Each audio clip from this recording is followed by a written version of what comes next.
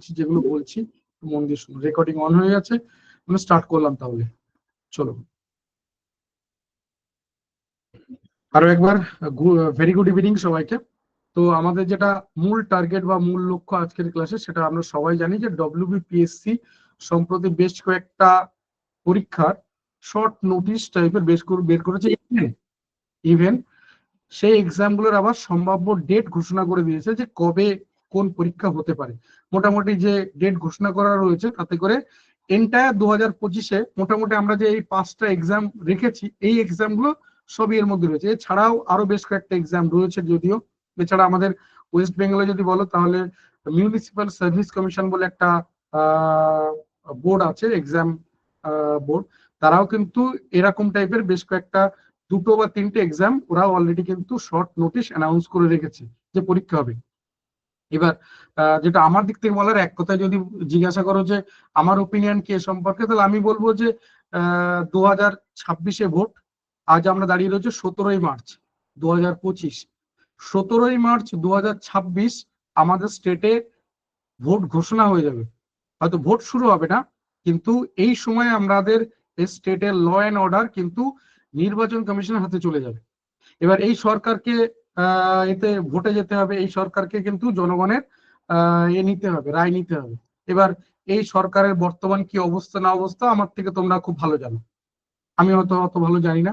তো সেই point of view থেকে আমি এটুকু মোটামুটি গেস করতে পারি যে রিক্রুটমেন্ট কি হবে কি হবে না আমি জানি না, ইভেন পরীক্ষা হওয়ার পর রেজাল্ট বেরোবে কিনা তো আমি জানি না, কিন্তু এটুকু বলতে পারি নোটিফিকেশন বেরোচ্ছে। ওবিসি নিয়ে যে ব্যাপারটা ছিল সে ওবিসি নিয়ে বলে রাখি যে অলরেডি এই মুহূর্তে যে ব্যাপারটা রয়েছে ওবিসির মধ্যে মোটামুটি প্রায় 71 থেকে 72 সাব ক্যাটাগরি প্রবলেমের মধ্যে রয়েছে, যার মধ্যে প্রায় 68 মতো শুধুমাত্র মুসলিম ক্যাটাগরির মধ্যে রয়েছে, বাকি গুলো কিছু অন্যান্য এর মধ্যে রয়েছে। তো এই হচ্ছে মোটামুটি একটা কমপ্লিট স্ট্রাকচার। তো সেই পয়েন্ট অফ ভিউ থেকে বলতে গেলে এই যে যে এটা বলতে চাইছি যে এই যে ওবিসি ব্যাপারটা, এটা ইমিডিয়েট সরকার এটাকে কোনোভাবে মেটাতে পারবে না, মানে এতটা জড়িয়ে রয়েছে যে কোনোভাবে সেই জায়গাটাকে মেটাতে পারবে না। তো সেই জায়গা থেকে বলতে গেলে, এবং অলরেডি হাইকোর্ট জানিয়ে দিয়েছে যে সরকার চাইলে কিন্তু রিক্রুটমেন্ট করতে পারে বা যে কোনো রকমের যে সরকারি যে এগুলো রয়েছে এই ওবিসি এর জন্য সেগুলোকে বাদ দিয়ে করতে পারে। তো সেই পয়েন্ট অফ ভিউ থেকে কিন্তু আর কোনো বাধা থাকছে না বা কোনো বাধা নেই রিক্রুটমেন্টের ক্ষেত্রে। এবার ডেফিনেটলি যে একটু আগে বললাম যে এই সরকারের কিন্তু ভোটে যেতে হবে। তো আমার যেটা মনে হয় যে ডেফিনেটলি নোটিফিকেশন বেরোচ্ছে, এক্সামের ডেট অনুযায়ী হয়তো পরীক্ষা হবে। তারপরের কথা আমি জানি না যে আদৌ কতটা কি রিক্রুট হবে, কি পরীক্ষা রেজাল্ট কবে বেরোবে, এগুলো তো ডিপেন্ড করছে, সেগুলো তো সময় বলবে। আমি ডিটেলসে চলে গেলাম। একটু প্রত্যেক মোটামুটি আমাদের টার্গেট এক্সাম রয়েছে এই 5টা: আইডিও, ডব্লিউবিসিএস, এমবিআই, মিসলেনিয়াস, ক্লার্কশিপ।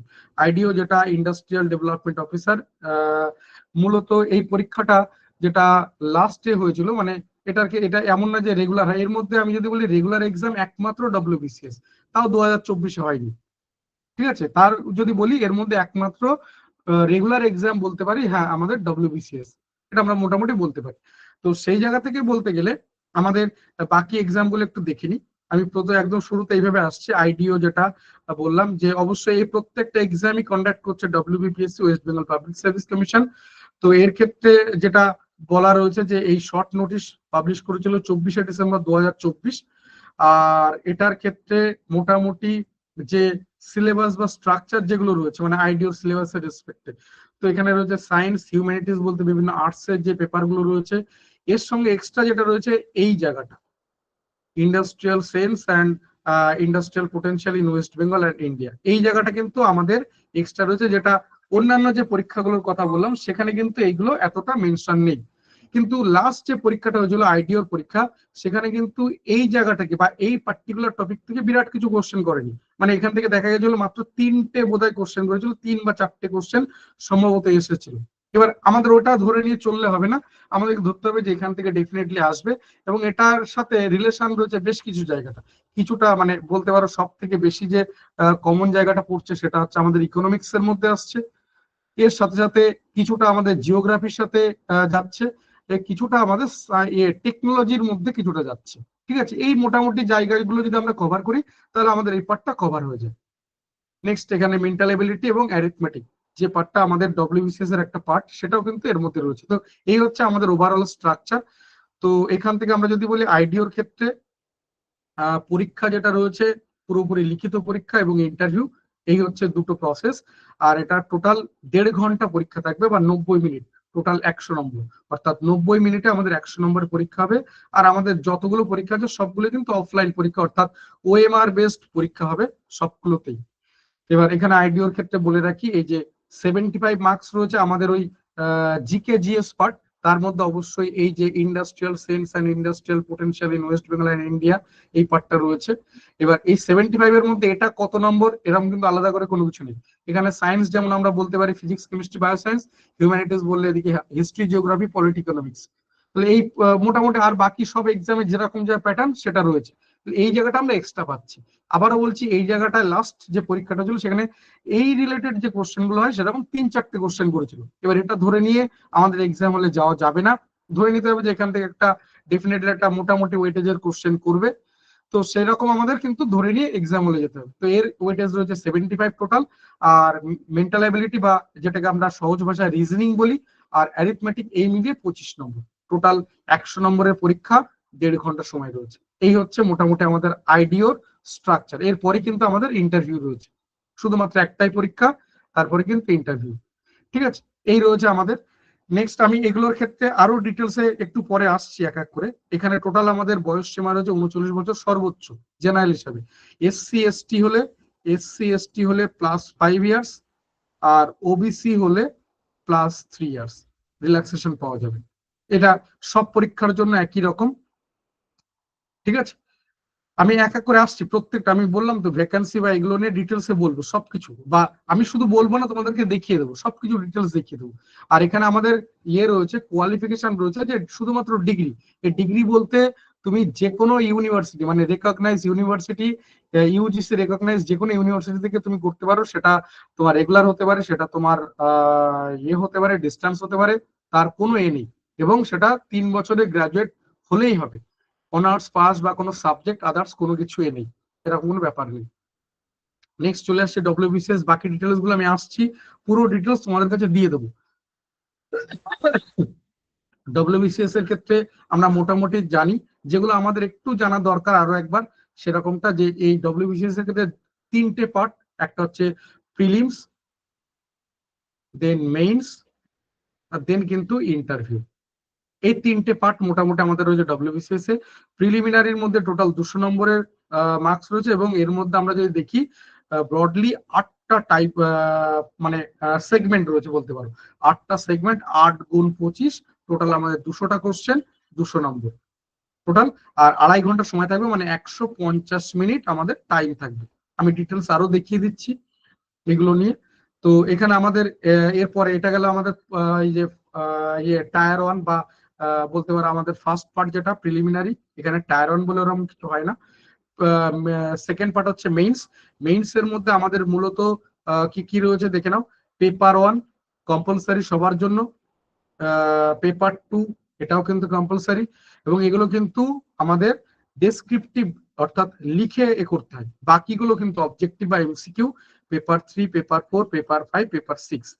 এই পেপার 7, 8 যেটা রয়েছে এটা কিন্তু অপশনাল। এটা যদি আমরা বলি গ্রুপ এ অ্যান্ড বি এদের জন্য প্রযোজ্য, গ্রুপ সি বা ডি এর জন্য কিন্তু প্রযোজ্য না। গ্রুপ সি বা ডি এর জন্য কিন্তু এটা প্রযোজ্য না। ঠিক আছে, শুধু এ আর বি এর জন্য প্রযোজ্য। এই পার্টটা আমাদের পেপার 1 থেকে পেপার 6 পর্যন্ত সবার কিন্তু কমন, এবং সবাইকে এই পরীক্ষাটা দিতে হবে। যার মধ্যে paper 1, paper 2 Bangla, English descriptive রয়েছে, বাকিগুলো রয়েছে একটা সায়েন্স অ্যান্ড টেকনোলজি, একটা রয়েছে হিস্ট্রি, জিওগ্রাফি, একটা রয়েছে তোমার ইয়ে কি বলে ম্যাথ, রিজনিং। মানে প্রত্যেকটা পেপার কিন্তু 200টা করে কোশ্চেন থাকবে, এবং 200 নম্বর করে ইয়ে থাকবে কিন্তু। ঠিক আছে, প্রত্যেকটা পেপার, এই যে 1 থেকে 6 পর্যন্ত যেটা আমরা কম্পালসারি পেপার বলছি সবার জন্য। নেক্সট আসছে পার্সোনালিটি টেস্ট। এটা 200 নম্বর, এখানে বলা ভুল হবে, এখানে group A B C D রেসপেক্টে আলাদা আলাদা মার্কস রয়েছে, আমি দেখিয়ে দিচ্ছি ডিটেলসে। প্রথমে চলে আসছি তাহলে প্রিলিমিনারি, এই 8টা পার্ট রয়েছে। ইংলিশ, এটা সবসময় জন্য 1 থেকে 25 এই কোশ্চেন নাম্বারটাই থাকে আমাদের ডব্লিউবিসিএস প্রিলিমিনারিতে। এরপরে 26 নম্বর থেকে আপ টু 200 নম্বর পর্যন্ত কোশ্চেন গুলো এইরকম ভাবে থাকে। হতে পারে 26 নম্বর কোশ্চেনটা সায়েন্সের, তো 27 নম্বর কোশ্চেনটা হিস্ট্রি, 28 নম্বর কোশ্চেনটা জিওগ্রাফি, 29 নম্বর কোশ্চেনটা মেন্টাল অ্যাবিলিটি, আবার ধরো 30 নম্বর কোশ্চেনটা হিস্ট্রি, 31 নম্বর কোশ্চেনটা ইকোনমিক্সে, 32 নম্বর কোশ্চেনটা জিওগ্রাফি, 33 পলিটি, এইভাবে কিন্তু চলছে। প্রথম 25টা কিন্তু ইংলিশেরই হয়। তো এই 8টা পার্ট রয়েছে, যার মধ্যে এই যে দুটো পার্ট হিস্ট্রি অফ ইন্ডিয়া আর হচ্ছে ইন্ডিয়ান ন্যাশনাল মুভমেন্ট আইএনএম, এই দুটোকে মূলত আমরা হিস্ট্রি হিসাবেই চিনি, এই দুটোকে আমরা মূলত হিস্ট্রি হিসাবে চিনি। তো এখানে হিস্ট্রি চলে আসছে আমাদের কিন্তু টোটাল 50 নম্বর। তাহলে ওয়েটেজ হিসাবে হিস্ট্রির গুরুত্ব প্রিলিমিনারিতে সব থেকে বেশি, অন্যান্য যে কোনো সাবজেক্টের তুলনায় সব থেকে বেশি। এরপরে কিন্তু আমাদের আসছে ইন্ডিভিজুয়ালি জিওগ্রাফি, অবশ্যই ইংলিশ, মানে আমরা যে সেকেন্ড যে জায়গাগুলো রয়েছে বলবো আমরা ইংলিশ এবং জিওগ্রাফি, এই দুটো জায়গায় জিওগ্রাফির সাথে অবশ্যই special reference to West Bengal, এই জায়গাটা খুব গুরুত্বপূর্ণ, কারণ এরা ইন্ডিভিজুয়াল সাবজেক্ট হিসেবে আসছে। এরপরে যদি আমরা দেখি দুটো করে সাবজেক্ট হিসেবে বা এরকম, যেহেতু আমরা জেনারেল সায়েন্স বলতে পারি, কিন্তু জেনারেল সায়েন্সের মধ্যেও দুটো তিনটে সাবজেক্ট রয়েছে, physics, chemistry, biology, Indian polity, economics, এখানেও দুটো সাবজেক্ট রয়েছে। অর্থাৎ এর পরবর্তী যে সাবজেক্ট গুলো দেখতে পাচ্ছি সেগুলো কিন্তু একাধিক সাবজেক্ট হিসেবে রয়েছে। তো এই টোটাল 8টা আমাদের পার্ট, টোটাল 8 গুণ 25, 200টা কোশ্চেন, 200 নম্বর, টোটাল 2.5 ঘন্টা টাইম। এটা 2 ঘন্টা নয়, এটা 2.5 ঘন্টা বা 150 মিনিট টাইম, 2.5 ঘন্টা বা 150 মিনিট টাইম। নেক্সট চলে আসছি, এখানে এগুলো দেওয়া আছে ইংলিশের কি কি রয়েছে, জেনারেল সায়েন্সের মধ্যে কি কি রয়েছে, কারেন্ট অ্যাফেয়ার্স, হিস্ট্রি, এগুলো সব তোমরা ডিটেলস পেয়ে যাবে, আমি এগুলো শেয়ার করে দেবো, এগুলোতে আমি খুব একটা এতে সময় নষ্ট করছি না। নেক্সট চলে আসছে মেইনস এর যে স্ট্রাকচার, যে প্রথমে রয়েছে ল্যাঙ্গুয়েজ, যেটার মধ্যে আমরা পাচ্ছি বেঙ্গলি, আমরা মূলত এটাই দেখবো। তারপরের ব্যাপারটা ইংলিশ, এই দুটো কিন্তু ডেসক্রিপটিভ, সবার জন্য কমন, এবং সেম ওয়েটেজ রয়েছে যে কোনো গ্রুপের রেসপেক্টে। এই 6টা পার্ট সবার জন্য কিন্তু সেম ওয়েটেজ, এই জায়গাটা সব দেখো 200 নম্বর করে। এই দুটো হচ্ছে আমাদের ডেসক্রিপটিভ। তারপরে general studies paper 1, general studies paper 2, then constitution of Indian economy, arithmetic and reasoning. এই জেনারেল স্টাডিজ পেপার 1, পেপার 2 এই দুটো রয়েছে, একটা রয়েছে হিস্ট্রি জিওগ্রাফি আর একটা রয়েছে আমাদের সায়েন্স টেকনোলজি। এই পার্টগুলো কিন্তু রয়েছে, এই 6টা জায়গা আমাদের সবার জন্য কমন। এরপরে চলে আসছে অপশনাল, এই অপশনাল কিন্তু শুধুমাত্র এ বি এর জন্য রয়েছে, এখানে দুটো করে পেপার, 200 গুণ 2, 400 নম্বর করে। সি ডি এর মধ্যে কোনো কিছু নেই। পার্সোনালিটি টেস্টের মধ্যে দেখতে পারো প্রথম এবিসি, এ বি এর মধ্যে রয়েছে 200 নম্বর, সি এর মধ্যে 150 নম্বর, ডি এর মধ্যে 100 নম্বর। টোটাল এ বি হচ্ছে 1800 নম্বরের পরীক্ষা, মেইনস এর কথা বলছি। সি হচ্ছে 1350 নম্বর, আর ডি হচ্ছে 1300 নম্বর। এই হচ্ছে আমাদের মেইনস এর স্ট্রাকচার। মনে রাখবে তোমার সিলেকশনের ক্ষেত্রে মেইনস এর নাম্বারটাই গুরুত্ব দেওয়া হবে। প্রিলিমিনারি যেটা রয়েছে সেটা কিন্তু একটা কাট অফ যেটা থাকবে, সেটা তোমাকে কোয়ালিফাই করতে হবে তোমাকে মেইনস এর জন্য, অর্থাৎ মেইনস তোমাকে দেওয়ার জন্য কিন্তু প্রিলিমিনারি কোয়ালিফাই করতেই হবে তোমার। এখানে আমাদের ডিটেলস টপিক দেওয়া আছে ডেসক্রিপটিভে, যে বাংলার ক্ষেত্রে কি কি রয়েছে। আমরা যদি এখানে, আমি যতগুলো এর আগে বলেছি, ধরো এর মধ্যে আমরা যদি দেখি মিসলেনিয়াস, ক্লার্কশিপ, এগুলোতে আমাদের ডেসক্রিপটিভ রয়েছে, ঠিক আছে। কিন্তু এই ডেসক্রিপটিভের জায়গাগুলো যদি আমরা পুরোপুরি কভার করি, তাহলে আলাদা করে আমাদের মিসলেনিয়াস বা তোমার ক্লার্কশিপ এগুলো ভাবার দরকার নেই। যদিও আজকে তোমার ইংলিশ ক্লাস রয়েছে, তো ইংলিশ স্যার ডেফিনেটলি এই জায়গাগুলো খুব সামান্য হলেও টাচ করবেন, যে ইংলিশ ডেসক্রিপটিভে কি কি রয়েছে। তো এটা আর কি বলার, যে তুমি যদি ডব্লিউবিসিএস এর সিলেবাস হিসেবে প্রিপারেশন নাও, তাহলে তোমাকে আলাদা করে মিসলেনিয়াস, ক্লার্কশিপ ভাবার দরকার নেই, ইভেন হাইকোর্ট ভাবার দরকার নেই, ইভেন পুলিশ, এসআই, সেটা ডব্লিউবিপি হোক বা কেপি হোক, এসআই এর জানো তোমরা ডেসক্রিপটিভ বাংলা ইংলিশ হয়, এগুলোকে নিয়েও আলাদা করে ভাবার দরকার নেই, তোমার এর মধ্যে কিন্তু ডেফিনেটলি কভার হয়ে যাচ্ছে, ঠিক আছে। নেক্সট চলে আসছি আমাদের এই পার্টগুলোতে। পেপার 3 যেটা আমরা বললাম হিস্ট্রি জিওগ্রাফি, পেপার 4 রয়েছে সায়েন্স অ্যান্ড টেকনোলজি, পেপার 5 হচ্ছে আমাদের কনস্টিটিউশন অ্যান্ড ইকোনমিক্স মানে পলিটি অ্যান্ড ইকোনমিক্স, পেপার 6 হচ্ছে আমাদের arithmetic and reasoning, paper 6 arithmetic reasoning. মোটামুটি সবকিছু দেওয়া আছে কি কি রয়েছে, তবে এটাই সবকিছু না, এর বাইরেও কিন্তু রয়েছে পেপার 7 অপশনাল, সবার জন্য না, শুধু এবির জন্য, সিডির জন্য কিন্তু নয়, ঠিক আছে। এই রয়েছে আমাদের আমাদের যে শর্ট নোটিশ গুলো বেরিয়েছিল সেগুলো আমি এখানে মোটামুটি দিয়েছি, যে কবে দেখতে হবে। এটা এমভিআই এর জন্য, আমি এমভিআই টা আমার কাছে ছিল বোধহয়, সেটা আমি দিয়েছি। এবং এমভিআই এর দুটো, আচ্ছা এমভিআই টা দেওয়ার দুটো কারণ আছে, কারণ এমভিআই দুটো নোটিফিকেশন বেরিয়েছে, দেখো একটা হচ্ছে 17/2024, আর একটা 18/2024, দুটোই কিন্তু আলাদা। এবং ডেট দেখলেও বুঝতে পারবে ডেট কোথাও আছে কিনা, দেখে নি একবার।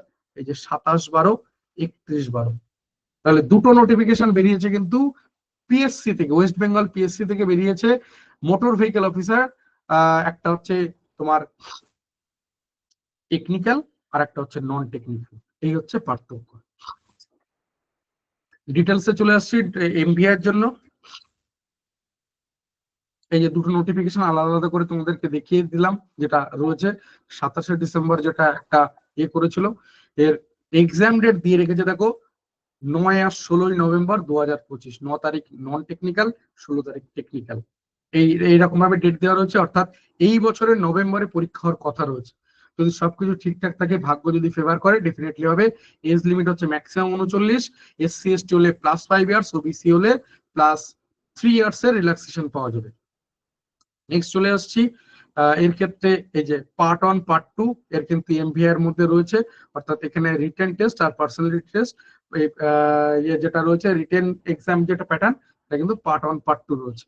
অবজেক্টিভ যেটা পুরোপুরি, আবারও বলছি, পুরোটাই হবে তোমার অফলাইন বেসড পরীক্ষা, অর্থাৎ ওয়েব আর সেটে পরীক্ষা হবে। এখনো পর্যন্ত আমাদের যা WBPSC স্ট্রাকচার রয়েছে, ঠিক আছে। এখানে সাবজেক্টের মধ্যে চলে আসি।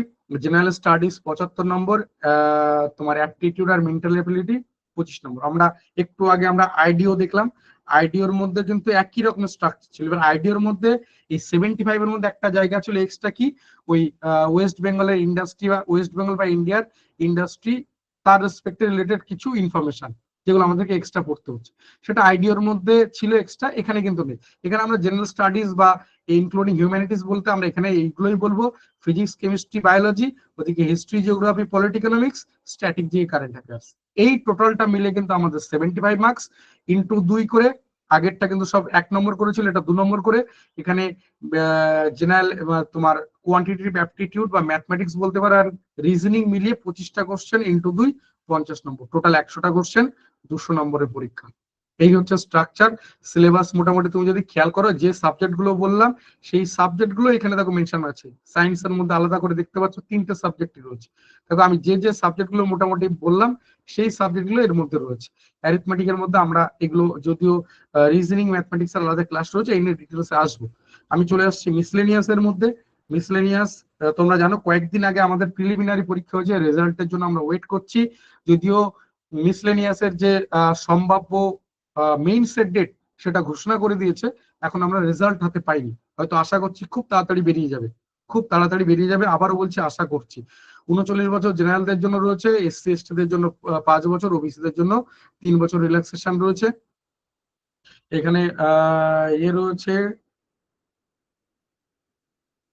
মিসলেনিয়াস এর ক্ষেত্রে একটু বলে রাখি যে এখানে সব দেওয়াই আছে। ওবিসি দের জন্য 39+3 42, 39+5 44। এই হচ্ছে আমাদের স্ট্রাকচার। এখানে আমরা বলে রাখি মিসলেনিয়াস এর মধ্যে কি কি রয়েছে। মিসলেনিয়াস এর প্রথম যেটা প্রিলিমিনারি, তার মধ্যে রয়েছে এই যে জেনারেল স্টাডিজ। খেয়াল করলে বুঝতে পারছো যে আমরা একটু আগে আইডিও দেখলাম, সেখানে কিন্তু ইংলিশ নেই। আমরা একটু আগে এমভিআই দেখলাম, সেখানে কিন্তু ইংলিশ নেই। এই জায়গাগুলো কিন্তু একটু বুঝতে, মানে আবার যদি WBCS দেখো, সেখানে কিন্তু প্রিলিমিনারিতে ইংলিশ রয়েছে। এখানে আমাদের প্রথমে মিসলেনিয়াস এর প্রিলিমিনারি বললে জেনারেল স্টাডিজ রয়েছে, এরপরে যেটা রয়েছে অ্যারিথমেটিক, ঠিক আছে। আমাদের তাহলে মিসলেনিয়াস এর মধ্যে দেখতে পাচ্ছি ইংলিশ নেই, কিন্তু মিসলেনিয়াস এ ইংলিশটা আমাদের করতে হবে। আমি দেখিয়ে দিচ্ছি মিসলেনিয়াস এ ইংলিশ কোথায় রয়েছে। এখানে আমাদের এই স্ট্রাকচার যা কিছু বললাম, সেটা আইডিও বলো বা এমভিআই বলো, এখানকার স্ট্রাকচার কম বেশি একই রকম। সিলেবাস যদি বলি, কম বেশি একই রকম। 19-20 পার্থক্য থাকতে পারে, তাও বলছি থাকতে পারে। কতটা? 19-20। কিন্তু অ্যাকচুয়ালি যদি আমরা এক কথায় বলি, তাহলে সিলেবাসের কোনো পার্থক্য নেই, কোনো পার্থক্য নেই। মেইনস এর মধ্যে চলে আসি। দেখো মেইনস এর মধ্যে আমাদের কিন্তু ইংলিশ রয়েছে, এবং ইংলিশ শুধুমাত্র ডেসক্রিপটিভ না, এখানে কিন্তু ইংলিশের ক্ষেত্রে তোমার রয়েছে, তোমার কি বলে, যেটা গ্রামার বা ভোকাবুলারি রিলেটেড। এই যে দেখতে পাচ্ছ synonym, antonym, use of common phrases, correction of sentences. তাহলে বুঝতে পারছো এই যে সি নম্বর, যেটা বুঝতে পারছো যে আমাদের কিন্তু ইংলিশে ডেসক্রিপটিভের সাথে সাথে এখানে কিন্তু অবজেক্টিভ বা গ্রামার ইংলিশ যেটা, সেটা কিন্তু মিসলেনিয়াস এর মধ্যে রয়েছে।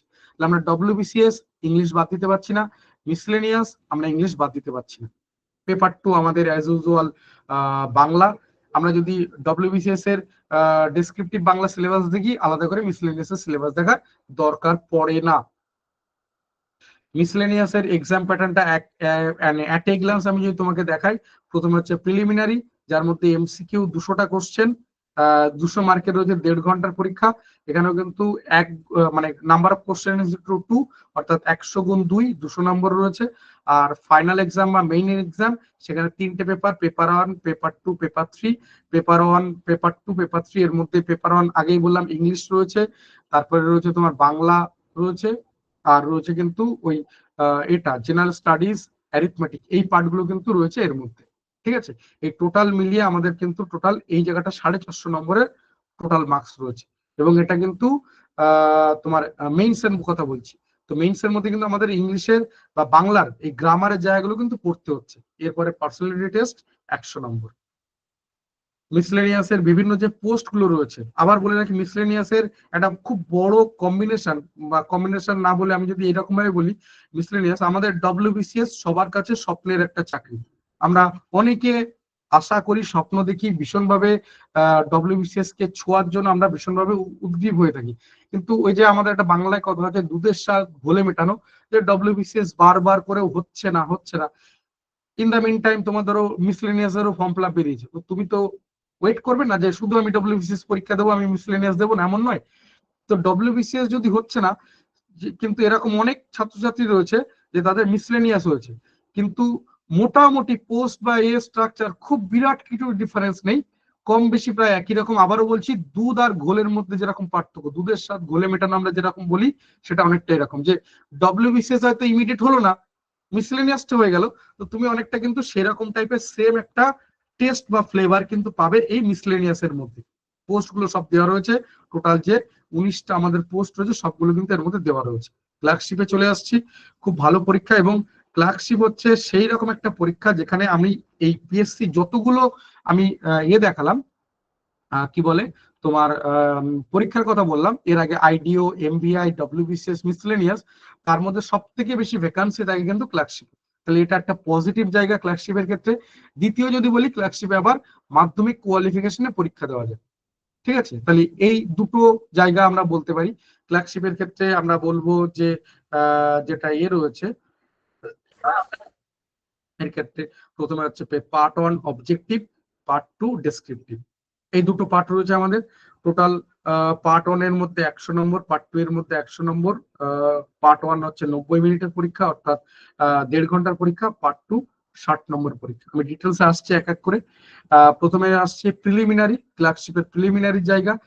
প্রিলিমিনারির মধ্যে রয়েছে জেনারেল স্টাডিজ, তুমি দেখতে পারো পুরো যেরকম যা সিলেবাস আগে যা যা বললাম সব। অর্থাৎ কেউ যদি ডব্লিউবিসিএস এর প্রিপারেশন নিচ্ছে, আলাদা করে তোমাকে নামে ক্লার্কশিপ বা মিসলেনিয়াস বা আইডিও বা এমবিআই, এগুলো আলাদা করে প্রিপারেশনের দরকার পড়বে না, তোমার অটোমেটিক এগুলো কভার হয়ে যাচ্ছে। একই রকম অ্যারিথমেটিক, আমরা যেরকম যে স্ট্রাকচার এর আগে যা দেখে এসেছি সব কিন্তু তাই। এবার চলে আসছি ইংলিশের যে এটা, যে ইংলিশের আমাদের এর মধ্যে কিন্তু অবশ্যই গ্রামার এবং ভোকাবুলারি দুটো পার্টি কিন্তু দেখতে হচ্ছে ইংলিশের মধ্যে। ঠিক আছে, কারণ আমাদের ক্লার্কশিপে কিন্তু এই জায়গাটা খুব কমন জায়গা, বা বলতে পারো খুব ইম্পর্টেন্ট জায়গা ক্লার্কশিপের এই জায়গাটা বলতে পারো। যেহেতু একটু আগে বললাম ক্লার্কশিপের ক্ষেত্রে পজিটিভ জায়গা কি বললাম না, নাম্বার অফ ভ্যাকান্সি বেশি থাকে, আর মাধ্যমিক কোয়ালিফিকেশনে পরীক্ষাটা দেওয়া যায়। তাহলে এখানে আমরা যদি দেখি যে ক্লার্কশিপের মধ্যে ইংলিশ রয়েছে 30 নম্বরের, জেনারেল স্টাডিজ রয়েছে 40 নম্বরের, অ্যারিথমেটিক রয়েছে 30 নম্বর। তাহলে এই জায়গাটা যদি আবার বলি যে আমাদের কিন্তু প্রিলিমিনারির মধ্যে ইংলিশটা চলে আসছে, 100 নম্বরের পরীক্ষা, টোটাল 90 মিনিট, 1.5 ঘন্টার পরীক্ষা। মেইনসের স্ট্রাকচারে চলে আসছি, মেইনসে ইংলিশ আর এদিকে রয়েছে বাংলা। আবারও বলছি, এটা ডেসক্রিপটিভ ইংলিশ, ডেসক্রিপটিভ বাংলা। তুমি যদি ডব্লিউবিসিএস এর ডেসক্রিপটিভ ইংলিশ বাংলার প্রিপারেশন নিচ্ছ, আলাদা করে এখানে ইংলিশ বাংলা দেখার প্রয়োজন নেই, দরকার পড়ে না, তোমার অটোমেটিক ওখান থেকে সবকিছু হয়ে যাবে। সাবজেক্ট এক্সপার্ট ফ্যাকাল্টি তিনি আরো ডিটেলস এগুলোকে তোমাকে বলতে পারবেন।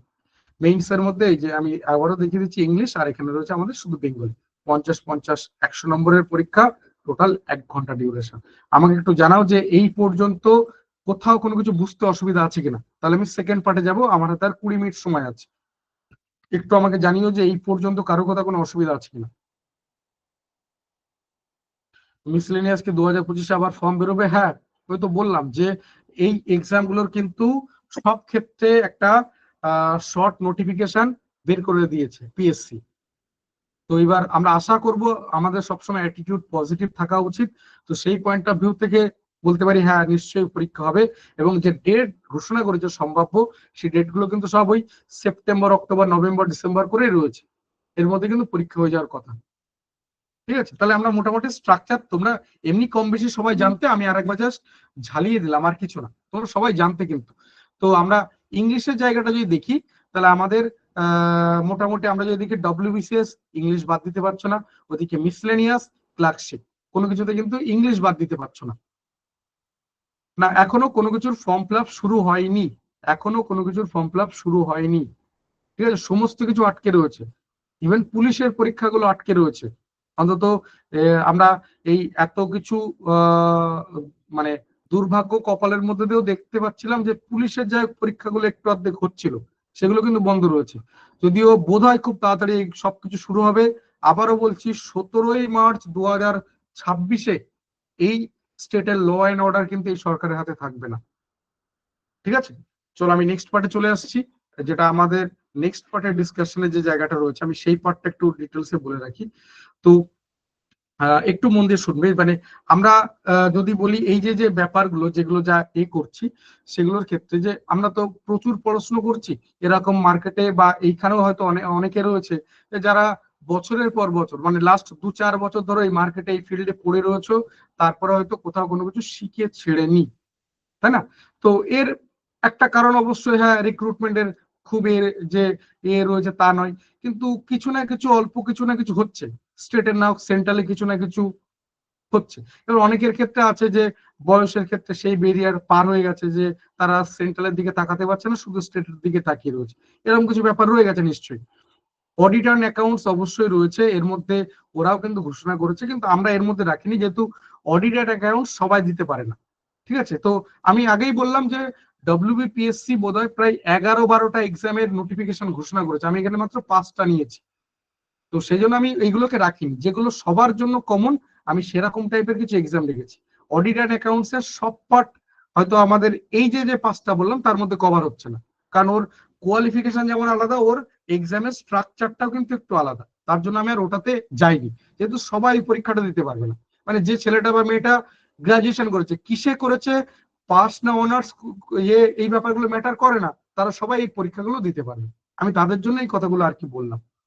নেক্সট যে পার্টটা চলে আসছি, দেখো আমাদের মূলত প্রিপারেশনের জায়গা, আমি মূলত এই জায়গাটা নিয়ে কথা বলবো, আর ঠিক 20 মিনিট আমি সময় নেব। তো এই জায়গার ক্ষেত্রে আমাদের যেটা মূলত বারবার যে তুমি দেখো বারবার প্রিপারেশন নিচ্ছ, কিন্তু কোথাও না কোথাও গিয়ে তুমি বাধা পাচ্ছ, বারবার হোঁচট খাচ্ছ, ফিরে আসছো, কোথাও মনে হচ্ছে 2-4 নম্বরের জন্য হয়নি, 2-4টে কোশ্চেনের জন্য হয়নি, এরকম একটা ব্যাপার, এরকম একটা সান্ত্বনা তোমার মধ্যে দিচ্ছ। যেগুলো একদমই করবে না আর যেগুলো করবে, আমি শুধু সেই পয়েন্ট গুলোকে নিয়ে একটু ছোট ছোট করে ডিসকাস করে দিচ্ছি। প্রথম কথা, তোমাকে প্রচুর ধৈর্য রাখতে হবে, আমাদের এই ফিল্ডের ফার্স্ট ক্রাইটেরিয়া হচ্ছে ধৈর্য। তুমি যদি ধৈর্য রাখতে না পারো তাহলে এই ফিল্ড তোমার জন্য না। আবারও বলছি, প্রতিটা দিন তোমাকে ধৈর্য রাখতে হবে, এই বিশ্বাস রাখতে হবে যে আমি পারবো, আমার দ্বারা সম্ভব, আমিও নিজেকে একজন সরকারি চাকরি হিসেবে প্রমাণ করতে পারবো। এই ধৈর্য, এই বিশ্বাস তোমাকে রাখতে হবে। বিশ্বাস করে এর জন্য আলাদা করে বাজারে কোনো মেডিসিন পাওয়া যায় না, বা আলাদা করে এরকম কোনো মন্ত্র আমার জানা নেই যেটা দিয়ে তুমি নিজেকে প্রতিদিন চার্জ করতে পারবে। এটা তোমার মধ্যে এই চেতনা, এই জাগ্রত, এই বিশ্বাস তোমাকে রাখতে হবে। এছাড়া তুমি সেকেন্ড স্টেপে যেতেই পারবে না। ঠিক আছে, এছাড়া তুমি কোনোভাবে সেকেন্ড স্টেপে যেতে পারবে না। সেকেন্ড স্টেপ যদি বলি, এটা যদি তোমার রয়েছে তাহলে আমি বলবো অবশ্যই সেটা রেগুলারিটি। রেগুলারিটি সেটা হচ্ছে আমাদের এই প্ল্যাটফর্মের সেকেন্ড ক্রাইটেরিয়া, যে রেগুলারিটি বা বলতে পারো কনসিস্টেন্সি, যে তুমি একটা নিয়মিত পড়াশোনা করছো। ঠিক আছে, নিয়মিত পড়াশোনা করছো। আমি এক এক করে বলিনি, এই পার্টটা কভার করে আমি বাকি কথাগুলো বলবো, রেল বা অন্য কিছু বলবো। নিয়মিত পড়াশোনা করছো অর্থাৎ এই জায়গাটা তোমাকে কিন্তু রাখতে হবে, যে রেগুলারিটি বা কনসিস্টেন্সি তোমাকে কিন্তু রাখতে হবে। এই ধারাবাহিকতা যদি না থাকে তাহলে কিন্তু কোনো কিছু হবে না। মানে তুমি হিসাব করে দেখো যে এর আগে তুমি এরকম অনেকগুলো কাজ করেছো, 100টা কাজ তুমি শুরু করেছিলে, তার মধ্যে 95টা তোমার ছেড়ে বেরিয়ে গেছে, যার মূল কারণ এই যে দুটো পয়েন্ট বললাম, এই দুটো হচ্ছে মূল পয়েন্ট। এরপরে যেটা তৃতীয় পয়েন্ট আসছে, যেটা আরো গুরুত্বপূর্ণ, সেটা হচ্ছে আমাদের হার্ডওয়ার্ক, যেটা হচ্ছে আমাদের হার্ডওয়ার্ক।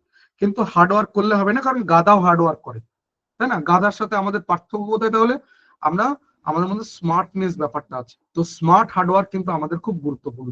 অর্থাৎ আমাদেরকে এই যে যে সাবজেক্ট গুলোর কথা বললাম বা যা কিছু বললাম, এতগুলো পরীক্ষার কথা বললাম, ধরো তোমার এই এই সরি এই 5টা পরীক্ষা তুমি দিতে পারবে। তো এই 5টা পরীক্ষার রেসপেক্টে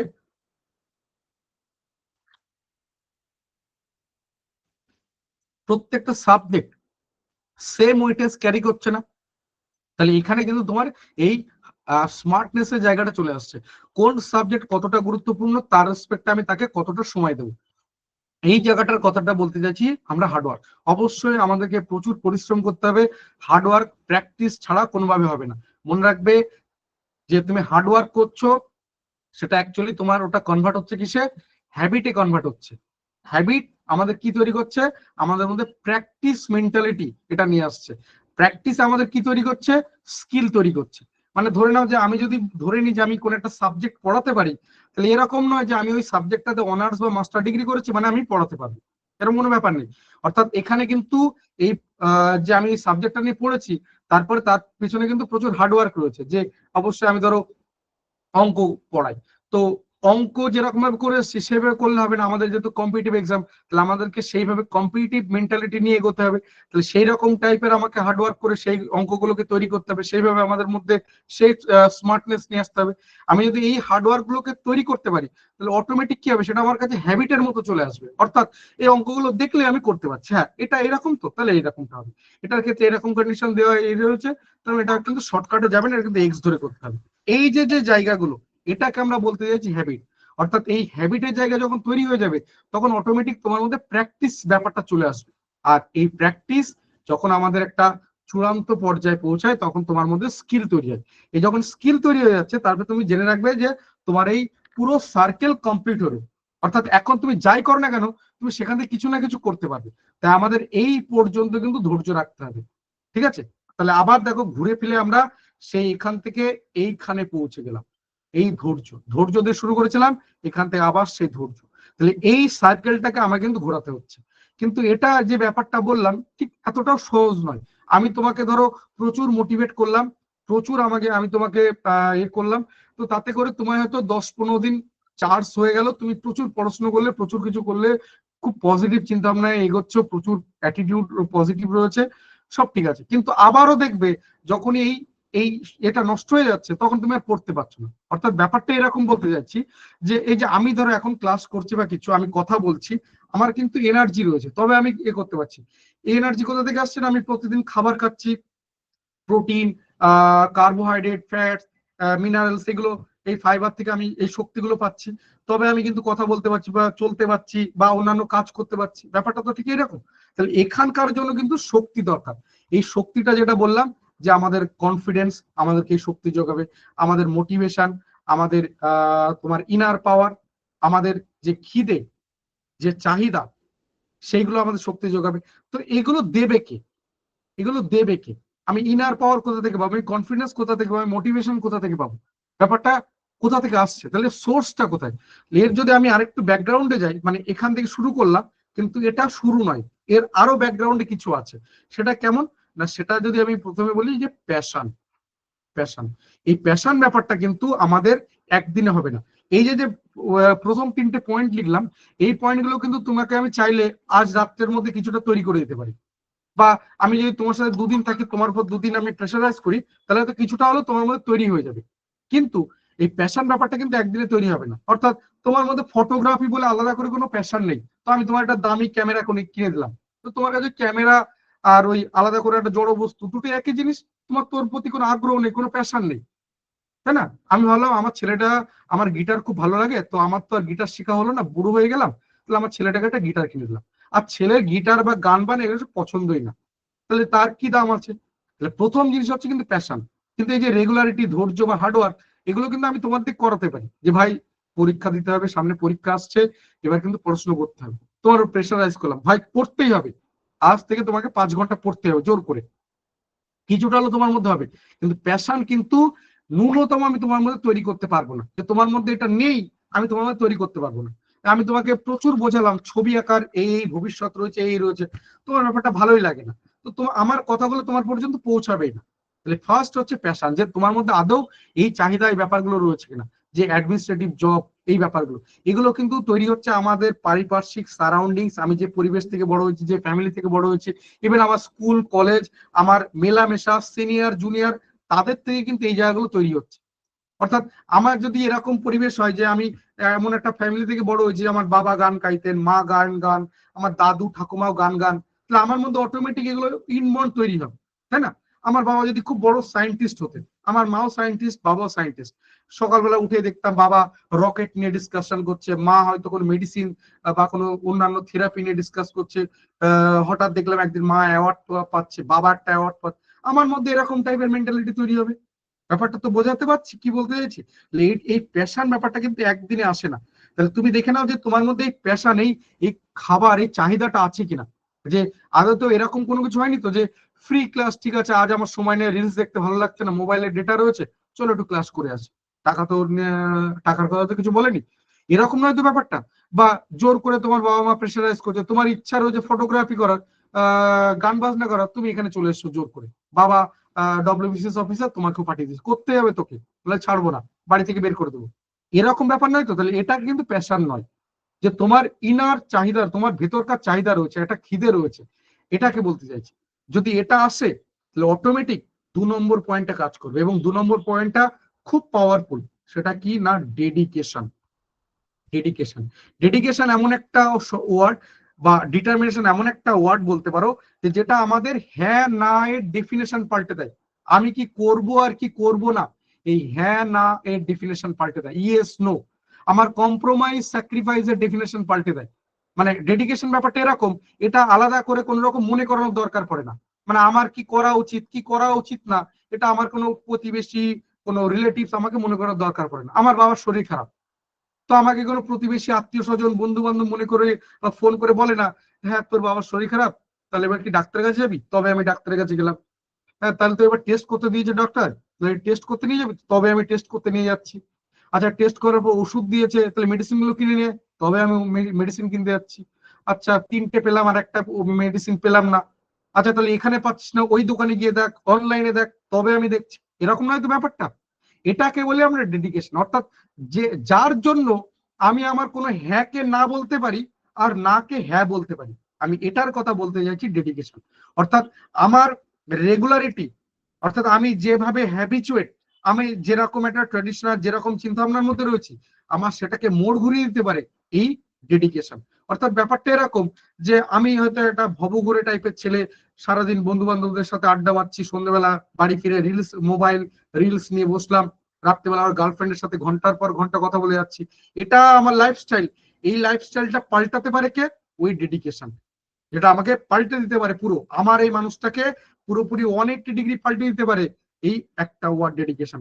অর্থাৎ এগুলো যদি ঠিকঠাক থাকে, তোমার এই হ্যাঁ না, এই কম্প্রোমাইজ স্যাক্রিফাইসের ডেফিনেশন যদি পাল্টে যায়, তাহলে অটোমেটিক এইখান থেকে তুমি পজিটিভ এনার্জি পাবে, যে এনার্জি গুলো তোমাকে রীতিমতো কনফিডেন্ট করতে সাহায্য করবে, তোমার মধ্যে মোটিভেশন নিয়ে আসবে, তোমার ইনার পাওয়ারকে অনেক বেশি স্ট্রং করবে, তোমার ইচ্ছা করবে কালকে পড়তে, কালকে ধৈর্য রাখতে, যে আজ আমার 2টো কোশ্চেনের জন্য হয়নি, আমি নেক্সট টাইম অ্যাপ্লাই করবো, ডব্লিউবিসিএস হয়নি তো মিসলেনিয়াস দেখবো, ক্লার্কশিপ রয়েছে, আইডিও রয়েছে, এমবিআই রয়েছে, কোথাও না কোথাও আমি লাগাবো, কোথাও না কোথাও আমি করবো, স্টেটে হচ্ছে না, আমার বয়স রয়েছে, আমি সেন্ট্রালের দিকে দেখবো, সবকিছু কম বেশি প্রিপারেশন অবশ্যই পার্থক্য রয়েছে, আমি দেখবো আমার মতো করে। এটা কোথা থেকে আসছে? এইখান থেকে তুমি অটোমেটিক এনার্জি পাচ্ছ। যখন এইগুলো আসবে, তখন এদের sum total is equal to করলে তুমি পাবে কনফিডেন্স প্লাস মোটিভেশন। অর্থাৎ এই দুটো খুব পাওয়ারফুল ওয়ার্ড। কনফিডেন্স একটা মরা মানুষকে দাঁড় করিয়ে দিতে পারে, মরা মানুষ আমি তাকে বলছি যে আগামী কাল দেখতে পায় না। ব্যাপারটা ঠিক এরকম, মানে এই এই যে ইনসিডেন্ট, এই যে সিচুয়েশন, এটা সবার মধ্যে আসবে যদি তুমি সতর্ক না হও। ব্যাপারটা যদি এরকম হয় যে ঠিক আছে তোমার হায়ার সেকেন্ডারি হয়ে গেল, এবার তুমি গ্রাজুয়েশন করছো, গ্রাজুয়েশন হয়ে গেল, এবার তুমি মাস্টার ডিগ্রি করছো, এরপর কি করব? আচ্ছা তাহলে সরকারি চাকরি পরীক্ষা, যদি এরকমটা হয় তাহলে ডেফিনেটলি তুমি, তোমার কাছে এরকম একটা সিচুয়েশন আসবে যখন তুমি চোখ খুললে সামনে কিছু দেখতে পাবে না, ধোঁয়াশা কুয়াশা। কিন্তু যে ছেলেটা বা মেয়েটা ভাবতে পারছে যে হায়ার সেকেন্ডারি তো পাস হয়ে গেল, রেলের পরীক্ষাগুলো বেরোচ্ছে, ঠিক আছে, ফর্ম ফিল আপ তো করি, গ্রাজুয়েশনটাও চলছে, তাহলে সে কিন্তু আগামী দিনে কিছু না কিছু দেখতে পাবে। আমি এদের কথা বলতে চাইছি, ঠিক আছে। অর্থাৎ এদের মধ্যে ন্যূনতম হলেও কনফিডেন্স রয়েছে, কিন্তু যে ছেলেটা বা মেয়েটা আগামী দিন দেখতে পাচ্ছে না, আমি তাদের কথা বলতে চাইছি। কারণ এইটার ক্ষেত্রে আমাদের মধ্যবিত্ত ফ্যামিলির বেশিরভাগ সিচুয়েশন কম বেশি এই রকমটা। তো এই জায়গা থেকে তোমাকে বেরোতে হবে। অর্থাৎ তোমার যদি এই উপরে যে পয়েন্টগুলো বললাম এগুলো যদি ঠিকঠাক কাজ করে, তাহলে অটোমেটিক তোমার মধ্যে কনফিডেন্স জন্ম নেবে। কনফিডেন্স ব্যাপারটা এরকম যে আগে তুমি যে মক টেস্ট দিয়ে 50-এর মধ্যে 5 পেতে, সেটাই কিন্তু এখন 50-এর মধ্যে 35 তুলে নিয়ে আসতে পারবে। আমাদের যে কোনো এক্সামে আমরা যে টার্গেট রাখি কম বেশি 70%, তাহলে তুমি জেনে রেখো যে তুমি কিন্তু একটা মোটামুটি স্ট্যান্ডার্ড জায়গায় রয়েছো। এবার তোমাকে একটা অ্যাডভান্স প্রিপারেশন নিতে হবে, তবে কিন্তু তুমি সফলতার মুখ দেখতে পারবে। তো এই জায়গাটা যতক্ষণ না আসছে ততক্ষণ কিন্তু তোমার এর চলবে না। আমাদের এই যে বললাম যে 50-এ 5 পাচ্ছি, এটা সবার মধ্যে কমন। আমাদের ইনিশিয়াল স্টেজটা সবার ক্ষেত্রে কিন্তু খুব টাফ হয়। অর্থাৎ ছোটবেলায় মনে করে দেখো যে অ ক খ এবিসিডি লিখতে কত সময় লেগেছিল, মাসের পর মাস, বছরের পর বছর শুধু ওটা লেগে গেছিল এই এবিসিডি অ ক খ শিখতে, তাদেরকে মনে রাখতে কোনটা কেমন দেখতে এইগুলোকে। তারপর ওখান থেকে আমাদেরকে ওয়ার্ড তৈরি করতে সময় লাগেনি, যে অ ক খ এবিসিডি সেখান থেকে ফাদার মাদার আঙ্কেল ব্রাদার এগুলো লিখতে আমাদের কিন্তু সময় লাগেনি। যখন আমরা ওয়ার্ড থেকে যখন সেন্টেন্স তৈরি করলাম তখন কিন্তু আরো কম সময় লেগেছিল। তা আবারও বলছি, ইনিশিয়াল স্টেজ সব সময় জন্য টাফ হয়। তাই এই কনফিডেন্স মোটিভেশন যতক্ষণ না তোমার উপর কাজ করছে ততক্ষণ কিন্তু তুমি আলটিমেট সাকসেসের জায়গাটা দেখতে পাচ্ছ না, ঠিক আছে। তো এই পয়েন্ট গুলোকে তোমাকে সব থেকে বেশি গুরুত্ব দিতে হবে, যে তোমার মধ্যে আদৌ দেখে নাও যে এই ব্যাপারে এরকম টাইপের কোনো কিছু আছে কিনা। যদি এগুলো ঠিকঠাক কাজ করে তাহলে অটোমেটিক এই 3টে ওয়ার্ড তোমার উপর প্রবাবলি কাজ করবে। এবং এগুলোর ক্ষেত্রে প্রবাবিলিটি যত কমে সেগুলো ডিটারমাইন্ড হবে, যত কংক্রিট হবে, তত তোমার মধ্যে কনফিডেন্সের জায়গাটা বাড়বে।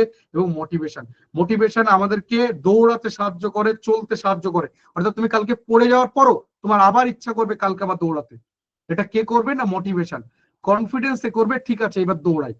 কনফিডেন্স কি করবে না, তোমাকে কালকে রিস্ক নিতে সাহায্য করবে, কালকে দেখতে সাহায্য করবে, কালকে তোমার আরো কিছু করতে ইচ্ছা করবে। মোটিভেশন তোমাকে দৌড়াতে সাহায্য করবে। কালকে পড়ে যাওয়ার পর আবার তুমি উঠে দৌড়াবে। কালকে হাঁটুর ছাল উঠে গেলে, নখ উল্টে গেলে ওটাকে একটা ন্যাকড়া বেঁধে নিয়ে আবার তোমাকে দৌড়াতে ইচ্ছা করবে। এটা হচ্ছে মোটিভেশন। যতক্ষণ না এই জায়গাটা কাজ করছে ততক্ষণ সাকসেস তোমার কাছে ধরা দেবে না। রেগুলারিটির ক্ষেত্রে বলে রাখি যে অন্তত তোমাকে রেগুলারিটি অন্তত 5-6 ঘন্টা সর্বনিম্ন তোমাকে দিতেই হবে। আমি বলবো তোমার যে দিনে 24 ঘন্টা, এই 24 ঘন্টাকে 3 ভাগ করো। 3 ভাগ করো, 8 ঘন্টা 8 ঘন্টা 8 ঘন্টা। এই 8 ঘন্টা তোমার একদম নিজস্ব ঘুম, ফ্রেশনেস এই ব্যাপারগুলোর জন্য রাখো। পরবর্তী 8 ঘন্টা তোমার যে সমস্ত কাজগুলো রয়েছে, যে দায়বদ্ধতা রয়েছে, তুমি হয়তো কোনো চাকরি করো, তুমি হয়তো কোনো অন্য কোনো জবের মধ্যে রয়েছে, বা তোমার বাড়িতে কোনো রেসপন্সিবিলিটি রয়েছে, তুমি কোনো টিউশন পড়াও, সেই জায়গাগুলোর জন্য দাও। বাকি 8 ঘন্টার মধ্যে অন্তত 6 ঘন্টা তুমি এদিকে দাও। এই 6 ঘন্টার জায়গাতে কোনোভাবে কম্প্রোমাইজ করবে না, ঠিক আছে। আরো তো 2 ঘন্টা রেখে দিচ্ছি রিলস দেখার জন্য। 6 ঘন্টা যদি পার ডে, একটু ছোট্ট যদি আমি ক্যালকুলেশন করে দেখাই, 6 ঘন্টা পার ডে যদি সময় দাও, 6 hours per day, 6 hours per day যদি সময় দাও, এক সপ্তাহে কত আসছে?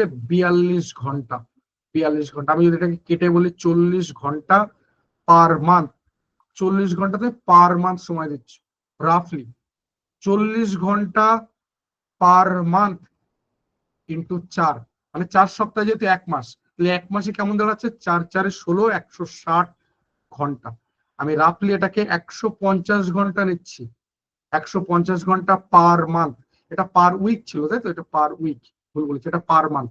150 ঘন্টা পার মান্থ হিসাব করে দেখো আমি কতটা সময় নিয়েছি। আগে এখানে আমি 2 ঘন্টা বাঁচিয়ে দিয়েছি তোমাকে, এখানে 160 ঘন্টা থেকে 150 ঘন্টা পার মান্থ। 150 ঘন্টা পার মান্থ, আমি 6 মাসের হিসাবটা দেখাই তোমাকে। 900 ঘন্টা, 900 ঘন্টা।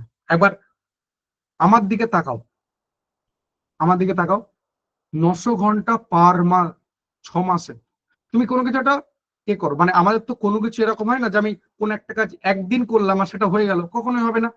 এরকম কোনো কাজ নেই যে যেটা তুমি একবার করেছো, একদিন করেছো আর তার তোমার স্কিল তৈরি হয়ে গেছে, তুমি মাস্টার তৈরি হয়ে গেছো, হয়নি। তোমার তার পেছনে লেগে থাকতে হয়েছে 2 মাস, 4 মাস, 6 মাস। আমি 6 মাসের একটা টার্ম নিচ্ছি, 6 মাসে 900 ঘন্টা। আমি ধরে নিচ্ছি তুমি অঙ্ক একদম জানো না, তোমার সায়েন্স ভালো লাগে না, তুমি সায়েন্স পড়ো না, বা উল্টো দিকে তোমার হিস্ট্রি জিওগ্রাফির জায়গাগুলো খুব বাজে অবস্থা, একেবারে যাতায় অবস্থা, মানে তুমি কোন রকম পাস করার জন্য সেগুলো পড়েছিলে, তারপর তাদের সাথে কোনো যোগাযোগ নেই। আমি যদি বলি যে তুমি 900 ঘন্টা টাইম দিচ্ছ আগামী 6 মাস এগুলোর পেছনে, যে জায়গাগুলোতে দুর্বলতা রয়েছে সেখানে একটু বেশি টাইম দাও, যেগুলো তুমি স্ট্রং রয়েছো সেগুলোকে প্র্যাকটিস করো, আরো বেশি করে প্র্যাকটিস করো। প্র্যাকটিস কিভাবে করবে আমি পরে আসবো ডিটেলসে। তো এটা যদি হয় তাহলে একবার একটু আমাকে বলো তো যে সত্যি কি সম্ভব যে আমরা যে 900 ঘন্টা আগামী 6 মাস ধরে টাইম দিই, তাহলে আমি যে জায়গাগুলোকে বলছিলাম আমি ভয় পাই, আমি অঙ্ক জানি না, আমি অঙ্ক পারি না, আমার দিয়ে অঙ্ক হয় না, রিজনিং আমি প্রথমবার নাম শুনছি, সায়েন্স আমার ভয় লাগে শুনলে, একটু সত্যি করে বলো তো এগুলো হবে না? বা আমি যদি অন্য কোনো পয়েন্ট থেকে বলি, যে ধরো তোমার গিটার শেখার প্রচুর শখ ছিল, মানে ভীষণ ভাবে, এবার তোমার বাবার সেরকম কোনো ইয়ে ছিল না, ছোটবেলায় যদি বাবাকে বলো একবার যে গিটার কিনে দাও, বাবা 2 দিন ধরে তাড়া করবে, তোমাকে বাড়ি ঢুকতে দেবে না, গিটার খাওয়া পাচ্ছি না গিটার, এরকম একটা সিচুয়েশন। তো তুমি ধরো একটা চাকরি টাকরি পাওয়ার পর তুমি একটা গিটার কিনলে, নিজের টাকায় গিটার কিনলে, এখন তার বাবা কিছু বলতে আসবে না, তো গিটার কিনলে। তুমি যদি মনে করো যে আগামী 6 মাস আমি 900 ঘন্টা গিটারটার পেছনে দেবো, তুমি সত্যি কথা বলো তো একটা কমেন্ট বক্স খোলা আছে, যে 900 ঘন্টা তুমি যদি আগামী 6 মাস একটা গিটারের পেছনে দাও, তো তুমি এই গিটারের মাস্টার তৈরি হয়ে যাবে কিনা, যে তুমি আগামী দিনে অন্যদেরকে গিটার শেখাতে পারবে কিনা, যে কোথায় কার ভুল হচ্ছে, কোনটা করা উচিত কোনটা করা উচিত না। খুব বাড়িয়ে বলছি, এটা আমাকে জানিও তো, যে খুব বাড়িয়ে বলছি, এগুলো ঠিক না, অ্যাকচুয়ালি ব্যাপারটা এরকম না, খুব কি বাড়িয়ে বলছি? বা আমি যদি অন্য কোনো পয়েন্টে বলি, যে তুমি ছবি আঁকতে জানো না কিন্তু তোমার প্যাশন, ব্যাপারটার মধ্যে একটা ভালো লাগা রয়েছে, তো তুমি যদি আজ থেকে এর মধ্যে লেগে থাকো, আগামী 6 মাস ধরে তুমি যদি এর পেছনে 900 ঘন্টা টাইম দাও, তাহলে কোথায় পৌঁছে যেতে পারি? আমি 2025 পর্যন্ত ডব্লিউবিপিএসসি সময় রেখেছে, তো আমি তোমাদেরকে বলবো যে অন্তত যদি ডব্লিউবিপিএসসির আন্ডারে যদি তোমার টার্গেট হয়, তাহলে এখানে ন্যূনতম তোমাকে 2 থেকে 2.5 বছর, একদম সর্বনিম্ন, মানে তোমার ভাগ্য খুব ভালো, কপাল চকচক করছে, ভাগ্য খুব ভালো, এই অবস্থায় মানে তুমি প্রিলিমিনারি পরীক্ষা দিচ্ছ, পাস করে গেছো, মেইনস পরীক্ষা দিচ্ছ, পাস করে গেছো, ইন্টারভিউতে বসেছো, পাস করে গেছো, তাহলেও তোমাকে অ্যাপয়েন্টমেন্ট লেটার নিয়ে চেয়ারে বসতে সর্বনিম্ন 3 বছর লাগবে, সর্বনিম্ন 3 বছর লাগবে। তাহলে তোমাকে তো লেগে থাকতে হবে এই পুরো জায়গাটা। আমি যদি স্টেট গভর্নমেন্টের কথা বলি, সেন্ট্রাল গভর্নমেন্টের কথা বলি, তাহলেও ধরে নাও 1 বছর 8-9 মাস, সর্বনিম্ন বলছি 1 বছর 8-9 মাস, তবে তুমি চেয়ারে বসতে পারবে, এর থেকে বেশি ছাড়া কম হয় না, ঠিক আছে? আমি সর্বনিম্ন বলছি, সবকিছু ভাগ্য খুব ভালো, তুমি মেডিকেল, তোমার ডকুমেন্টস ভেরিফিকেশন সব জায়গাতে একদম খুব ফাস্ট এগিয়ে গেছে, তাহলেও তোমার কাছে অন্তত 22-23 মাসের আগে তুমি সরকারি চেয়ারে বসতে পারবে না, তার থেকে আরো বেশি সময় লাগতে পারে। তো আমি যদি তুমি এরকম একটা পিরিয়ড ধরো, যে আমি 2 বছরের টাইম ডিউরেশন ধরছি, 2 বছরে কত হয়, 900 ঘন্টা যদি 6 মাসে হয়, তাহলে 900 গুণ 4 করবো, 6 মাস, বছরে দুটো মাস, দুবার আমরা 6 মাস করে পাবো, 900 গুণ 2 1800 ঘন্টা, 1 বছর 1800 ঘন্টা, মানে 2 বছরে 3600 ঘন্টা। একবার ভেবে দেখেছো? 3600 ঘন্টা, আমি বাদ দিলাম 600 ঘন্টা, 3000 ঘন্টা, একবার সময় দিয়ে দেখো তো তুমি কোথায় পৌঁছে যাও। কিন্তু ব্যাপারটা কি, আমরা এইভাবে কখনো ভাবি না, আমরা কিন্তু পড়াশোনা করি, কিন্তু ওই যে বললাম হার্ডওয়ার্ক করি, স্মার্টনেস রাখি না। অর্থাৎ আমাদের হয়তো হিস্ট্রিটা আমার খুব ভালো লাগে, আমি হিস্ট্রি ঘন্টার পর ঘন্টা পড়ে গেলাম, হিস্ট্রির উপর প্রচুর করলাম, যেহেতু আমি জানি ডব্লিউবিসি হিস্ট্রিতে বেশি মার্কস রয়েছে, কিন্তু আমি একটু ভাবলাম না আমি অঙ্ক জানি না, কিন্তু অঙ্কে তো সময় দিতে হবে, আমার তো মেইনসে, প্রিলিমিনারিতে তো 3-4টা অঙ্কের কোশ্চেন থাকবে, মেইনসে তো 100 নম্বর অঙ্কের থাকবে, তাহলে আমি কি করব? এটা যদি তুমি না ভাবতে পারো, কারণ ডব্লিউবিসিএস কিন্তু এরকম না যে শুধু প্রিলিমিনারি কোয়ালিফাই করে হচ্ছে, তোমার কিন্তু প্রিলিমিনারি মেইনস সবকিছু ভাবতে হচ্ছে। তাই এই পয়েন্টগুলো, এইগুলো যদি ভাবতে না পারো তাহলে কিন্তু হবে না। অর্থাৎ তোমাকে প্রতিদিনের জন্য কিন্তু একটু একটু করে শক্তি সঞ্চয় করতে হবে। আমাদের সাইকোলজিক্যাল মাইন্ড সবসময় যেন কিছু না কিছু চাই, পুরস্কার চাই, অ্যাওয়ার্ড চাই, তুমি যদি সেটা দিতে না পারো তুমি সেই কাজ করবে না। ভেবে দেখো, ছোটবেলা থেকে আমাদের মা বাবা পড়াশোনার পাশাপাশি আরো বেশ কয়েকটা স্কিলফুল জায়গায় তোমাকে দিয়েছিল, কাউকে গান শিখতে, কাউকে ক্যারাটে শিখতে, কাউকে বা নাচ শিখতে, কাউকে বা ধরো গিটার শিখতে, আছে তো ছবি আঁকা, এরকম অনেকে আছো না? প্রচুর রয়েছে, আমরা এখানে প্রায় 85+ রয়েছে, এর মধ্যে প্রচুর রয়েছে যারা এরকম টাইপের কিছু না কিছু পড়াশোনার পাশাপাশি ছিলেন। কিন্তু আজ খেয়াল করে দেখো শুধুমাত্র তোমার সাথে পড়াশোনাটাই রয়েছে, বাকি আর কোনো কিছু নেই। কি ঠিক বলছি তো? ভেবে দেখেছো যে কেন ওগুলো হয়নি, কেন ওগুলো মাঝপথে ছেড়ে গেছিল? তার কারণ হচ্ছে এই ব্যাপারগুলো। প্রথমত প্যাশন ব্যাপারটা খুব ছোটবেলায় একদমই তৈরি হয় না। তাহলে প্যাশন যদি না থাকে তাহলে ওখানে আমাদেরকে ওই জোর জবরদস্তি ব্যাপারটা থেকে যায়। ওই যে বললাম ছোটবেলায় আমরা অ ক খ কেউ ইচ্ছা করে শিখিনি। আমি কখনো জোর করে বলতাম না মা এসো আমাকে একটু অ ক খ শিখিয়ে দাও, আমি এবিসিডি শিখতে চাই, কখনো বলিনি। আমার টেন্ডেন্সি ছিল খেলা করব, জোর করে আমার মা পড়তে বসিয়েছে। তারপরে যদি আমি ঘ্যান ঘ্যান ঘ্যান ঘ্যান করতাম, শিখতে পারছি না, জোর করে মা ঠাটিয়ে কষিয়ে দিয়েছে। এই কষিয়ে দেওয়ার ফলে তুমি আজ এখানে এসছো, নাহলে হয়নি। তাই এটা যখন একটা ওই যে জায়গাটা যে আমার ছোটবেলায় গান শিখতে পাঠিয়েছিল, প্রথমবার 2-4 বার প্যাপু করার পর তারপর খুব একটা ইন্টারেস্ট পাইনি। প্রথমে ভেবেছিলাম ও বাবা হারমোনিয়ামে বসলেই বোধহয় সুন্দর গান গাওয়া যায়। তারপর দেখলাম না, ব্যাপারটা সেরকম না। এই সকালবেলা উঠে সারে গামা পা চেঁচাতেই হচ্ছে, মাসের পর মাস চেঁচিয়ে যাচ্ছে, তারপরে কোনোদিন যেন আমি গান শিখতে পারলাম না।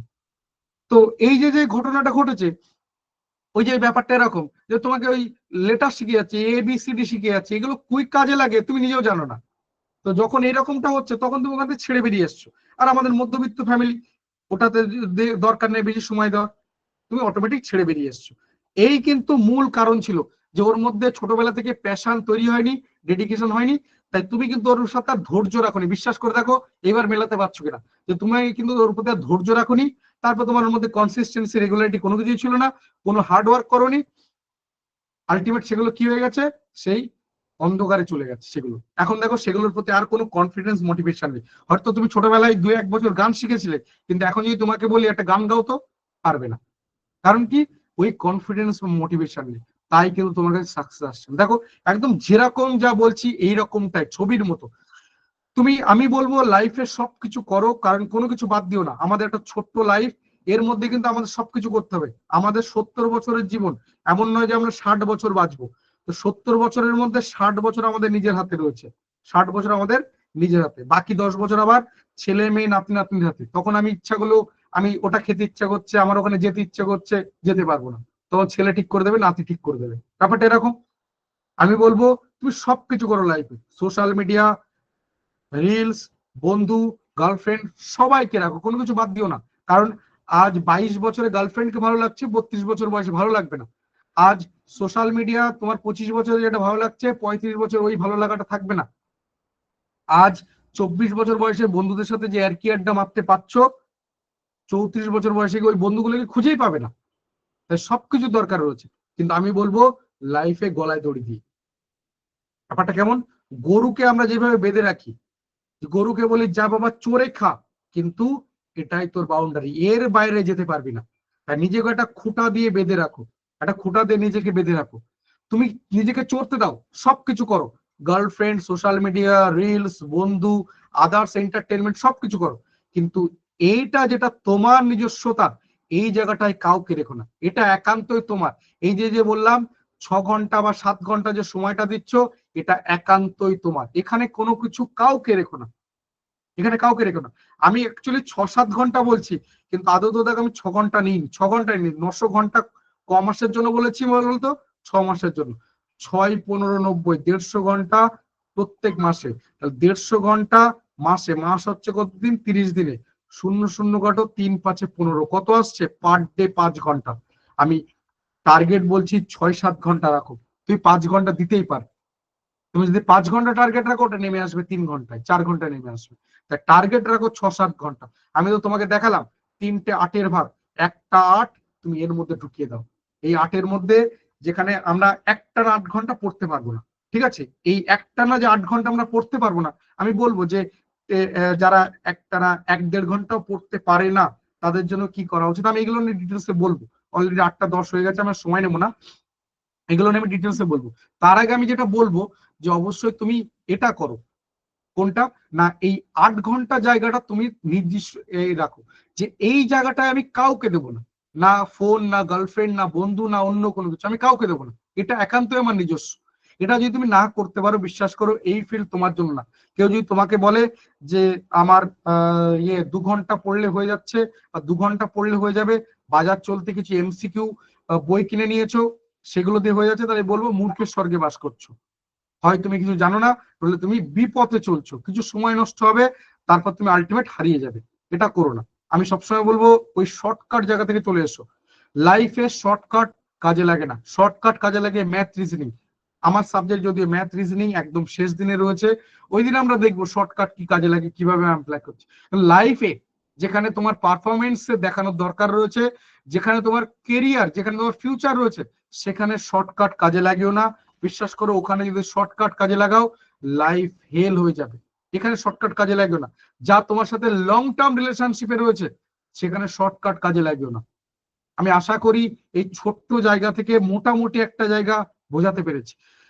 আমাদের পরপর 5 দিনের যে ক্লাসের শিডিউল রয়েছে, সেটা আজ রয়েছে ইংলিশ, এখনই শুরু হবে, স্যার জয়েন করে গেলে আমরা স্টার্ট করে দেবো ইংলিশ। আগামীকাল রয়েছে সম্ভবত জিওগ্রাফি, আগামীকাল জিওগ্রাফি ক্লাস রয়েছে মঙ্গলবার। বুধবার রয়েছে হিস্ট্রি ক্লাস, বৃহস্পতিবার রয়েছে বায়োসায়েন্স ক্লাস, শুক্রবার আমি নিজে থাকবো ম্যাথ এবং রিজনিং ক্লাস। তো এই হচ্ছে আমাদের পুরো স্ট্রাকচার। আমি জানিয়ে রাখি যে আমার ছোট্ট পরিচয়, এতক্ষণ ধরে আমি কে ছিলাম তোমাদের সাথে। আমার নাম রজত ঘোষ। আমার এখানে পার্সিং পিএইচডি রয়েছে, পিএইচডি কমপ্লিট হয়ে গেছে, নামের এখন ডক্টরেট রয়েছে। আর এই মুহূর্তে আমি রয়েছি ম্যাকআউটে। ম্যাকআউট আশা করি নাম চেনো সবাই, Maulana Abul Kalam Azad university of technology. এর আলাদা একটা পরিচয় রয়েছে, আমাদের ওয়েস্ট বেঙ্গলের একমাত্র গভর্নমেন্ট টেকনিক্যাল ইউনিভার্সিটি। অর্থাৎ তোমার আমার বাড়ির আশেপাশে যে সমস্ত ইঞ্জিনিয়ারিং, ম্যানেজমেন্ট বা ফার্মাসি কলেজগুলো দেখতে পাও, তাদের অ্যাফিলিয়েশন কে দেয়? এই ম্যাকআউট দিয়ে থাকে। ঠিক আছে, এদের মেইন ক্যাম্পাস বা পুরোনো ক্যাম্পাস বলতে পারো সল্টলেকে রয়েছে। এদের খুব নতুন বা দেখনায় ক্যাম্পাস, খুব ভালো একটা ক্যাম্পাস রয়েছে হরিণঘাটা। যারা হরিণঘাটা চেনো না তাদের জন্য বলবো কল্যাণী। কল্যাণী যদি না চেনো তাহলে বলবো নদিয়া। নদিয়াতে রয়েছে এদের ক্যাম্পাস, আপাতত এখানে রয়েছি। এর আগে আমি রাইসে ছিলাম, রাইস। আশা করি এটার পরিচয় দেওয়ার দরকার নেই, প্রায় 6.5 বছরের বেশি, 6 বছর 7-8 মাস 9 মাস কিছু একটা হবে। তারপরে আন একাডেমি, আন একাডেমি DEMY, তাই তো, আন একাডেমি অনলাইন প্ল্যাটফর্ম। অর্থাৎ তুমি যদি এখনো গুগলে সার্চ করে দেখো যে আন একাডেমি রজত ঘোষ, তাহলে অবশ্যই এখনো আমার প্রোফাইল দেখতে পাবে। তো আন একাডেমিতে ছিলাম, এখানে প্রায় 4 বছর, একটু বেশি, 4 বছর 1-2 মাস মতো হবে। এছাড়া মেজর সেজদের কথা আমি আর বলছি না। এই মোটামুটি আমাদের স্ট্রাকচার। এর আগে আমার যেহেতু সাবজেক্ট বললাম ম্যাথ রিজনিং, তো ম্যাথ রিজনিং আমি নিজে থেকে পড়াতাম, মানে বিভিন্ন এক্সামের জন্য। 2020 থেকে, অর্থাৎ পেন্ডামিক ইয়ারে 2020 থেকে শুরু হয়েছে তোমার এটা এই স্ট্রাকচার ওয়েতে পড়াশুনো, যেখানে আমি ধরো ম্যাথ আর রিজনিং করছি, যদি আমি বাদ দিয়ে আরো 2জন ফ্যাকাল্টি থাকবেন, অর্থাৎ ম্যাথ রিজনিং এর জন্য টোটাল আমাকে ধরলে 3জন ফ্যাকাল্টি থাকবেন। এছাড়া প্রত্যেকটা সাবজেক্ট ওয়াইজ আলাদা আলাদা বাঙালি এক্সপার্ট ফ্যাকাল্টি দিয়ে ক্লাস করানো হয়, এবং প্রত্যেকটা এক্সামের জন্য আলাদা আলাদা ব্যাচ রয়েছে। আমি এই মাত্র যা যা বললাম সেগুলোই কিন্তু এর মধ্যে সবকিছু রয়েছে। স্যার অলরেডি জয়েন করে গেছেন, আমি এই জায়গাগুলো তার সময় নিচ্ছি না। 8টা 15 হতে চললো, তো একটু প্লিজ স্যারকে কোঅপারেট করে। ইংলিশ ক্লাস এখন থেকে শুরু হচ্ছে। আর তোমাদেরকে আমি বলবো যে ধৈর্য রেখে একটু শোনো, যেহেতু ইংলিশ সাবজেক্টটা সবার ক্ষেত্রেই কম বেশি একটু ভয়ের জায়গা, একটু দুর্বলতা ইংলিশের প্রতি সবার রয়েছে। আর ইংলিশ যেহেতু তুমি বাদ দিতে পারছো না, আমাদের যে এক্সামই দেখি না কেন ইংলিশ তুমি বাদ দিতে পারছো না, 2-1টা এরকম এক্সাম বাদ দিলে ইংলিশ তুমি বাদ দিতে পারছো না। তো সেই পয়েন্ট অফ ভিউ থেকে আমি বলবো অবশ্যই যে ইংলিশ ক্লাসটা মন দিয়ে করো, যেটাতে তুমি পাবে আজকের ক্লাসে ইংলিশের ডিটেলস অ্যানালিসিস, মানে যেটা তোমার কাছে বলতে পারো কয়েক লাখ টাকা দামি মনে হবে। যদি কতটা ভুল বলে থাকি আমি তোমার থেকে ফিডব্যাক নেব যে হ্যাঁ কতটা ভুল বলেছে, তুমি তখন আমাকে ডিরেক্ট মুখের উপর বলবে না স্যার আপনি ভুল বলেছেন, মানে ফিডব্যাক আমি তোমার থেকে নেবো লিখে, তো রিটেন। তো সেখানে তুমি বলবে না স্যার এগুলো বাড়িয়ে বলেছেন, আমার কাজ ছিল না বলে তাই চলে এসেছি, আর আপনিও কিছু বলার দরকার বলে দিয়েছেন, এরকম নাই ব্যাপারটা। আমি তোমাকে আবারও বলছি অন লাইভ রেকর্ড অবস্থায়, যে তুমি আজকের ক্লাস করার পর তুমি বলবে হ্যাঁ আমি ভ্যালু পেয়েছি, কিছু পেয়েছি। কি পেয়েছি সেটা তুমি বলতে পারবে, কিন্তু তুমি বলবে হ্যাঁ আমি কিছু পেয়েছি, আমার যে সময়টা এটা নষ্ট হয়নি, মানে ঠিকঠাক জায়গায় এসছি, কিছু পেয়েছি আমি। ঠিক আছে, এই যে পার্টটা হচ্ছে, এই পার্টের রেকর্ডিং ভিডিও পিডিএফ নোটস তোমরা সবাই পাবে, কিন্তু পরবর্তী যে পার্টটা অর্থাৎ ইংলিশ ক্লাসটা শুরু হচ্ছে, তার রেকর্ডিং ক্লাস পিডিএফ নোটস কিন্তু যারা ক্লাসের শেষ পর্যন্ত থাকবে তারাই কিন্তু পাবে, তাদের সাথে কিন্তু শেয়ার করা হবে, সবার সাথে কিন্তু এই পার্টটা শেয়ার করা হবে না। অর্থাৎ স্যারের ক্লাস শেষ হওয়ার সাথে সাথে একটা সিক্রেট কোড শেয়ার করা হবে, সেই সিক্রেট কোডের মাধ্যমে কিন্তু তুমি এটা করতে পারবে, সেই সিক্রেট কোডের মাধ্যমে তুমি কিন্তু এই রেকর্ডিং বা পিডিএফ নোটস পাবে। ঠিক আছে, একটু ধৈর্য রাখো please. Good evening sir, welcome ক্লাসে। দেখুন আপনি শেয়ার করতে পারবেন বা আনমিউট করতে পারবেন। হ্যাঁ, গুড ইভিনিং